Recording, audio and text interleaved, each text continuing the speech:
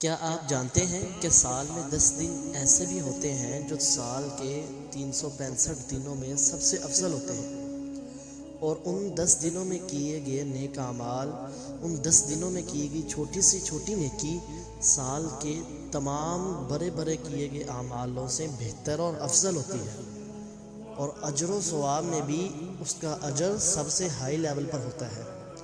اور ان 10 دنوں میں کیے گئی برائی سال کے تمام دنوں میں کی گئی برائیوں سے زیادہ گنہگار کرنے والی ہوتی ہے۔ تو آئیے آج کی اس ویڈیو میں ہم جانیں گے وہ 10 دن کون سے ہیں۔ السلام علیکم ورحمۃ اللہ وبرکاتہ۔ اللہ تعالیٰ قرآن پاک میں فرماتے ہیں الحج اشہر معلومات۔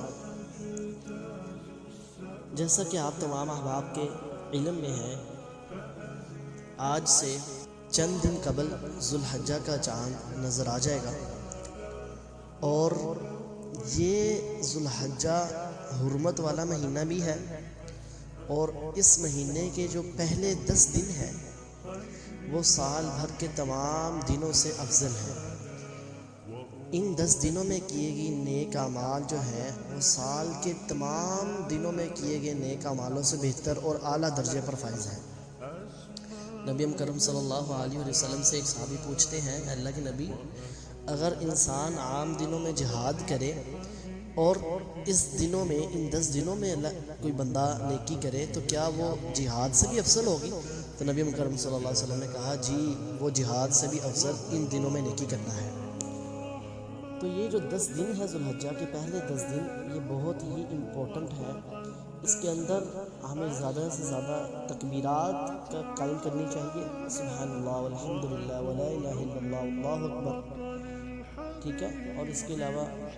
کچھ محدثین علماء کہتے ہیں کہ بھئی ان دنوں میں یکم ذو الحجہ سے ہی ہمیں اللہ اکبر لا الہ الا اللہ اللہ اکبر وللہ الحمد، ان جو تسبیحات جو ہیں ان کے کثرت سے اہتمام کرنا چاہیے۔ ان 10 دنوں میں اگر کوئی انسان چھوٹی سی نیکی کرتا ہے تو اس کا بھی اللہ تعالیٰ اس کو بڑھا چڑھا کر اجر دیتے ہیں، اور اگر کوئی برائی کرتا ہے تو اس کا گناہ بھی اتنا ہی بڑھا چڑھا کر ملتا ہے۔ ان 10 دنوں میں نبی کرم صلی اللہ علیہ وسلم 10 دن جو 9 دن ہیں وہ روزہ بھی رکھا کرتے تھے، اور 10ویں دن کا روزہ اس طرح کا ہوتا تھا، وہ تو عید کا دن ہے، عید کے دن ویسے روزہ نہیں رکھتے، ویسے اللہ کے نبی جو ہے وہ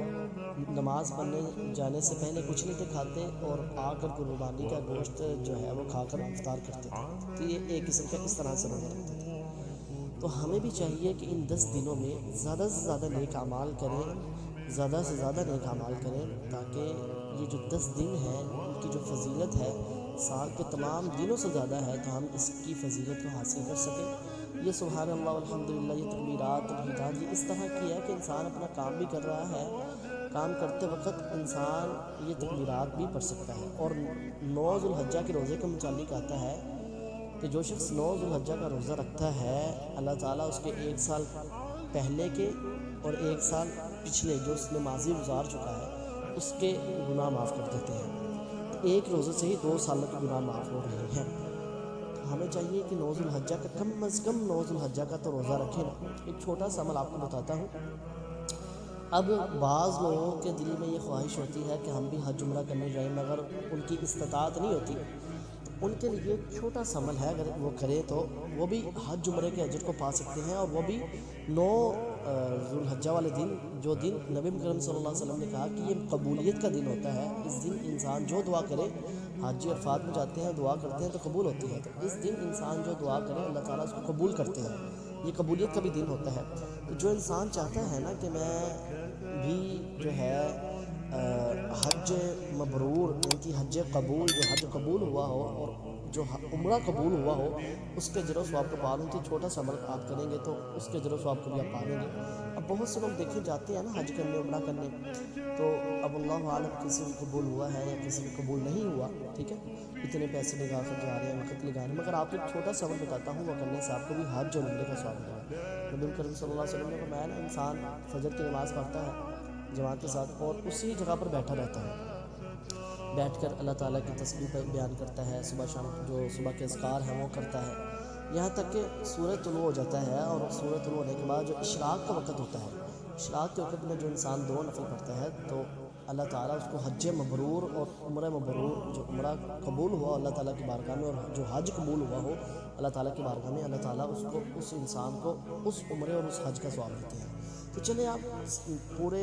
10 دنوں کے روزے نہیں رکھ سکتے تو چھوٹا سا عمل آپ کر لیں کہ اس دن عرفات کے دن آپ بیٹھ جائیں،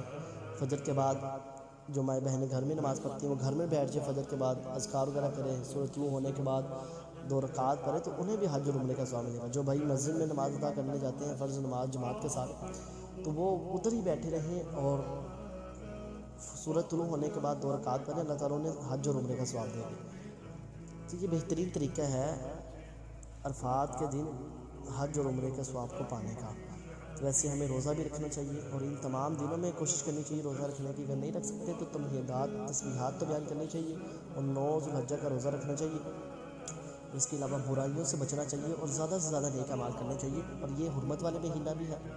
ذوالقعدہ، ذوالحجہ، رجب اور محرم، اس کے متعلق حرمت والے مہینے کے متعلق میں نے ویڈیو پہلے سے اپلوڈ کی ہوئی ہے کہ ان میں کیا کام کرنے چاہیے، کن کاموں سے بچنا چاہیے، اور ان کی کیا فضیلت ہے، کیا مقام ہے، کیا مرتبہ ہے۔ آپ وہ ویڈیو سن سکتے ہیں، انشاءاللہ اس سے آپ کو فائدہ ہوگا۔ اللہ تعالیٰ سے دعا ہے اللہ تعالیٰ نے جو عمل کرنے کی توفیق عطا فرمائی، اللہ تعالیٰ اس پر پہلے مجھے پھر آپ کو عمل کرنے کی توفیق عطا فرمائے۔ جزاکم اللہ خیر۔ السلام علیکم ورحمۃ اللہ وبرکاتہ۔